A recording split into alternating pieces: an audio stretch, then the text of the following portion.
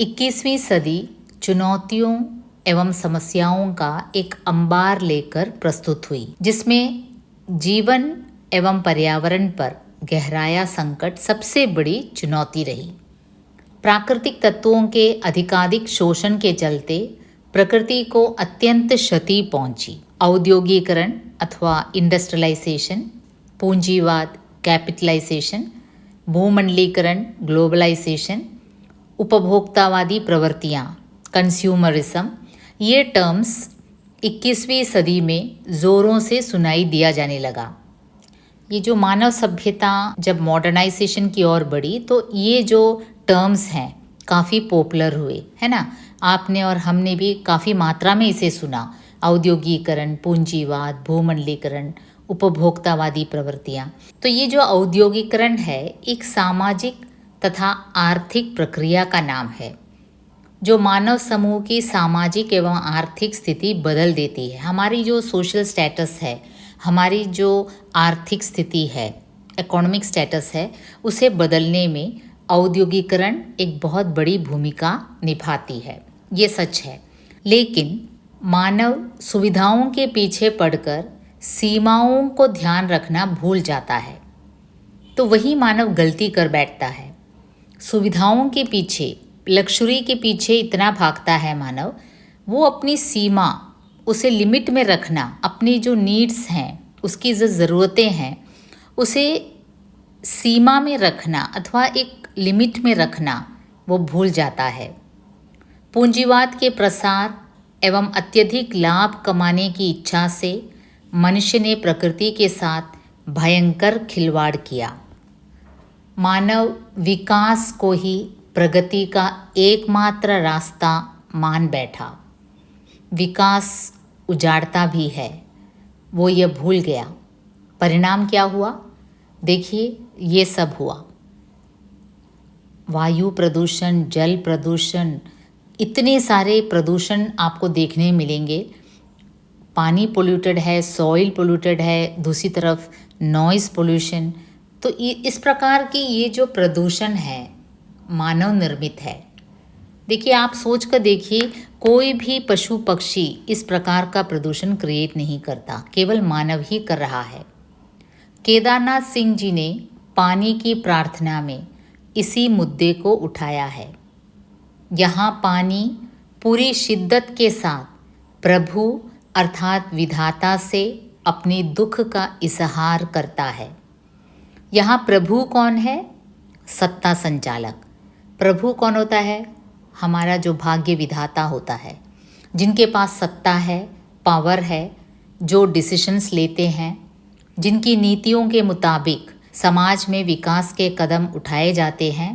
तो इन्हीं सत्ता संचालकों को कवि केदारनाथ सिंह व्यंग्यात्मक रूप से प्रभु संबोधित करते हैं। और यहाँ देखिए, पानी अथवा जल जो जीवन का मुख्य स्रोत होता है, वो प्रभु से याचना कर रहा है, प्रार्थना कर रहा है। देखते हैं वो क्या कह रहा है।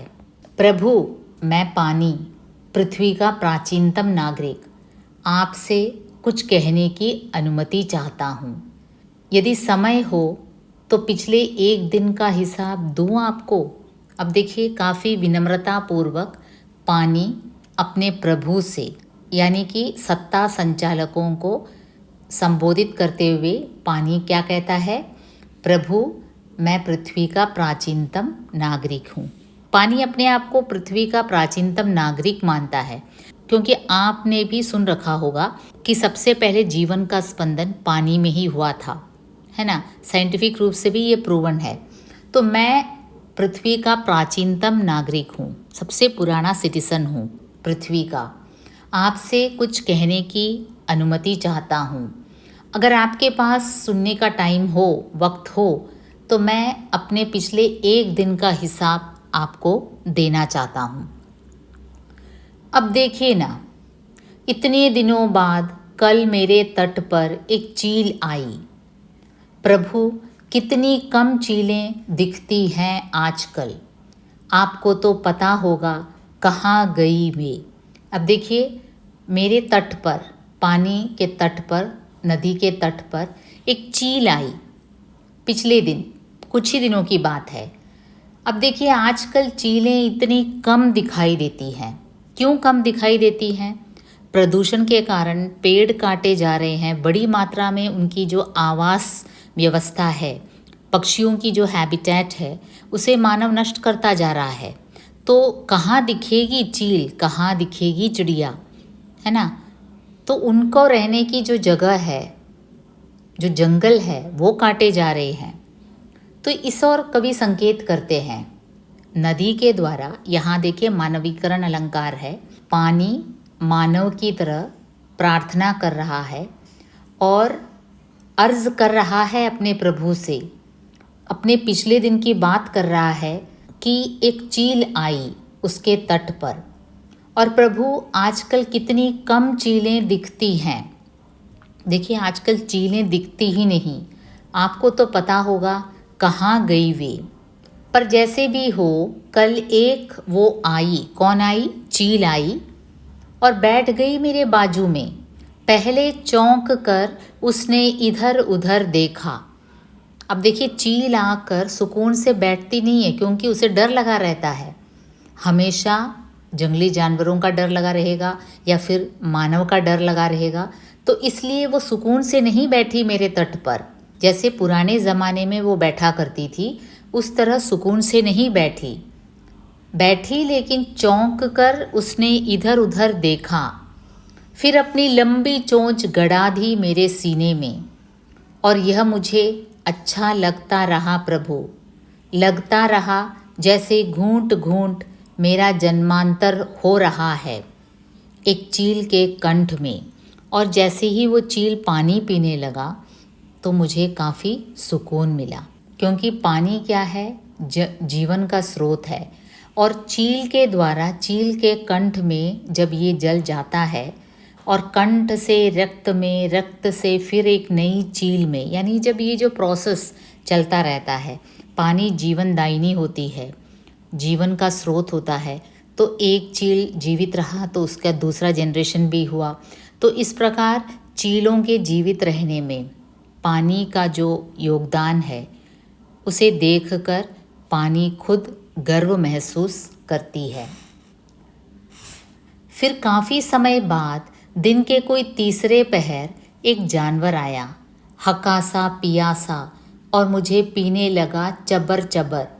अब देखिए काफ़ी समय बाद एक जानवर आया दिन के तीसरे पहर, और वो हकासा पियासा, काफ़ी प्यासा था, मुझे पीने लगा चबर चबर। अब पानी जब जानवर पीते हैं, आपको पता है कैसा साउंड होता है।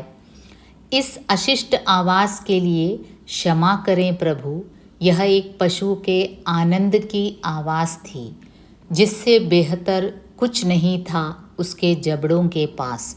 अब देखिए ये चबर चबर मेरा पानी पी रहा था, इसमें अशिष्ट आवाज़, यह आवाज़ अशिष्ट ज़रूर लग सकती है सभ्य मानव को, लेकिन वास्तविकता क्या है?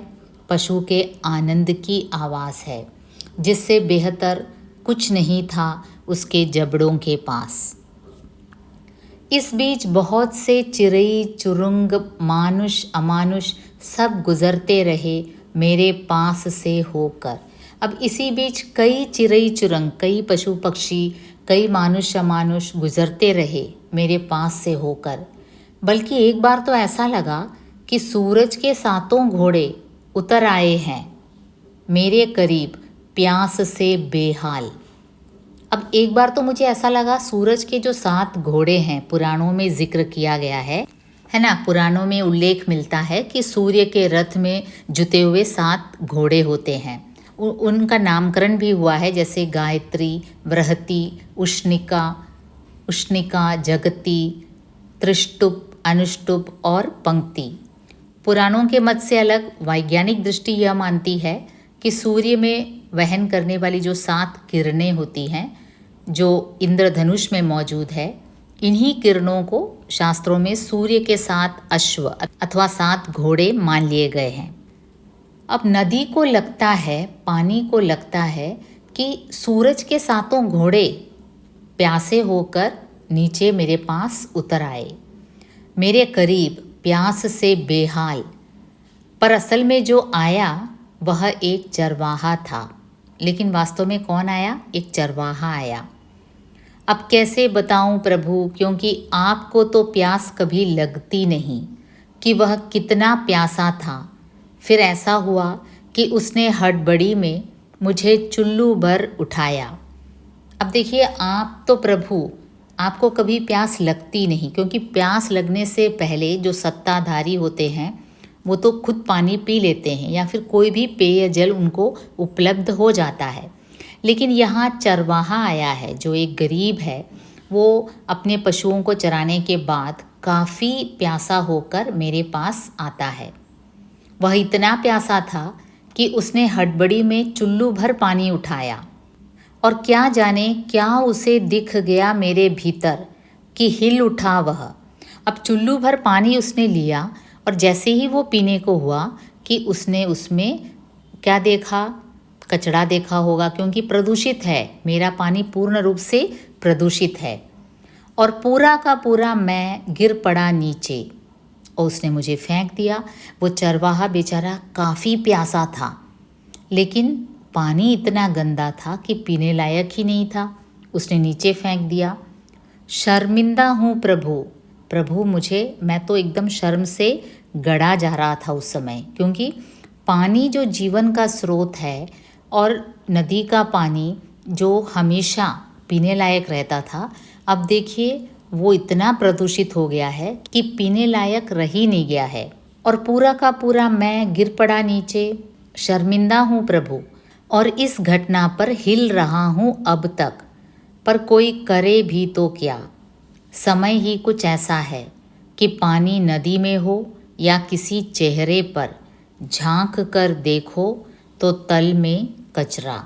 अब देखिए, समय ही ऐसा आ गया है कि पानी चाहे नदी में हो या किसी चेहरे पर, कहीं पर भी, यानी कि आँखों में, चेहरे में कहाँ होता है पानी? आंसू में। कहीं पर भी हो, झांक कर देखो तो कचरा नज़र आता है। यानी कि सभी जगह पूरा विश्व इतना प्रदूषित है कि आपको कचरा कहीं भी दिखाई देगा।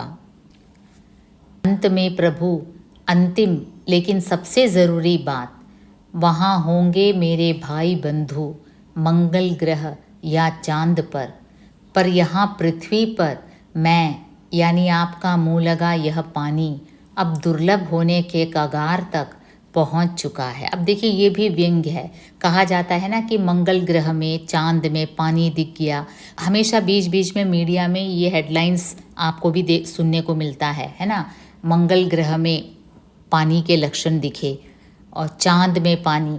तो होंगे प्रभु, मेरे भाई बंधु मंगल या चांद पर होंगे, लेकिन पृथ्वी पर, यानी आपका मुँह लगा यह पानी अब दुर्लभ होने के कगार तक पहुंच चुका है, अब न के बराबर हो चुका है। पृथ्वी पर तो अब पानी के लक्षण न के बराबर हो चुका है। पर चिंता की कोई बात नहीं, यह बाजारों का समय है। अब देखिए, बाजारवाद पर व्यंग्य करते हैं, कटाक्ष करते हैं कि आजकल सब कुछ बिकाऊ है ना? आप चिंता मत कीजिए, सभी कुछ बाजार में उपलब्ध है और वहाँ किसी रहस्यमय स्रोत से मैं हमेशा मौजूद हूँ। देखिए, बाज़ार में इस प्रकार के रूप में कई जगह आपको पानी उपलब्ध होगा। अब कवि इस बात पर आश्चर्य प्रकट करते हैं कि जो प्राकृतिक जल स्रोत हैं वो तो नष्ट होते जा रहे हैं, लुप्त होते जा रहे हैं, लेकिन मार्केट में इस प्रकार के जो बोतलों में एक प्रोडक्ट बनकर जो पानी आ रहा है, पता नहीं कहाँ से आ रहा है। बड़ी मात्रा में तो मार्केट में पानी की बोतलें मौजूद हैं। पर अपराध क्षमा हो प्रभु, और यदि मैं झूठ बोलूं तो जलकर हो जाऊं राख। कहते हैं इसमें आपकी भी सहमति है। प्रभु, अगर मैं झूठ बोल रहा हूँ, अगर आपको लग रहा है कि मैं झूठ बोल रहा हूँ, तो मैं जलकर राख होने के लिए भी तैयार हूँ, क्योंकि मुझे भी मालूम है कि प्रभु को भी यही पसंद है कि झूठ बोलने से तो अच्छा जलकर राख हो जाना है। तो मैंने ये सब बातें जो कही कि एक चुल्लू भर पानी भी अभी स्वच्छ नहीं है, कि मंगल ग्रह में पानी हो सकता है, लेकिन पृथ्वी में पानी एकदम न के बराबर दुर्लभ होता जा रहा है, और बाज़ार में शुद्ध पानी के नाम पर इतनी बड़ी मात्रा में बिक्री हो रही है, ये मुझे नहीं मालूम प्रभु कहाँ से आता है ये बाज़ार में ये पानी। अगर ये बातें झूठ निकली तो मैं जलकर राख होने को भी तैयार हूँ। एक बार पुनः कविता को एक साथ देख लेते हैं। पानी की प्रार्थना। प्रभु, मैं पानी, पृथ्वी का प्राचीनतम नागरिक, आपसे कुछ कहने की अनुमति चाहता हूँ। यदि समय हो तो पिछले एक दिन का हिसाब दूँ आपको। अब देखिए ना, इतने दिनों बाद कल मेरे तट पर एक चील आई। प्रभु, कितनी कम चीलें दिखती हैं आजकल। आपको तो पता होगा कहाँ गई वे। पर जैसा भी हो, कल एक वो आई और बैठ गई मेरे बाजू में। पहले चौंक कर उसने इधर उधर देखा, फिर अपनी लंबी चोंच गड़ा दी मेरे सीने में।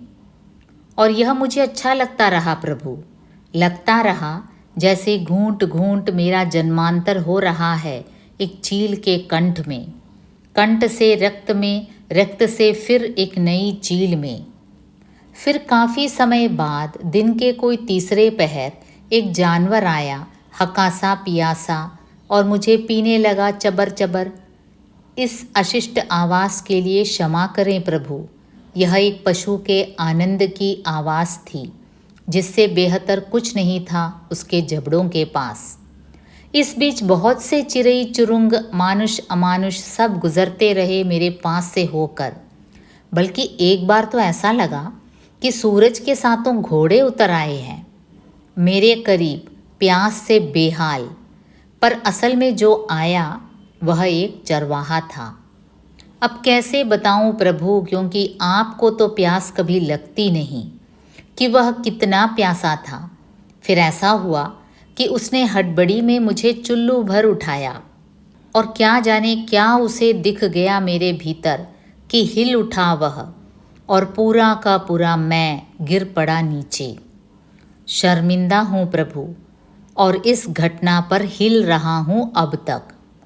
पर कोई करे भी तो क्या, समय ही कुछ ऐसा है कि पानी नदी में हो या किसी चेहरे पर, झांक कर देखो तो तल में कचरा कहीं दिख ही जाता है। अंत में प्रभु, अंतिम लेकिन सबसे ज़रूरी बात, वहाँ होंगे मेरे भाई बंधु मंगल ग्रह या चांद पर यहाँ पृथ्वी पर मैं यानी आपका मुंह लगा यह पानी अब दुर्लभ होने के कगार तक पहुँच चुका है। पर चिंता की कोई बात नहीं, यह बाज़ारों का समय है और वहाँ किसी रहस्यमय स्रोत से मैं हमेशा मौजूद हूँ। देखिए, स्रोत रहस्यमय है। पर अपराध क्षमा हो प्रभु, और यदि मैं झूठ बोलूँ तो जलकर हो जाऊँ राख। कहते हैं इसमें आपकी भी सहमति है। प्रदूषित होते पर्यावरण अथवा एनवायरनमेंट के प्रति कवि का भावुक मन केवल आक्रोश प्रकट नहीं करता इस कविता में, बल्कि उसके मूलभूत कारणों को जांचता परखता है और पूंजीवादी सभ्यता का नग्न यथार्थ प्रकट करता है।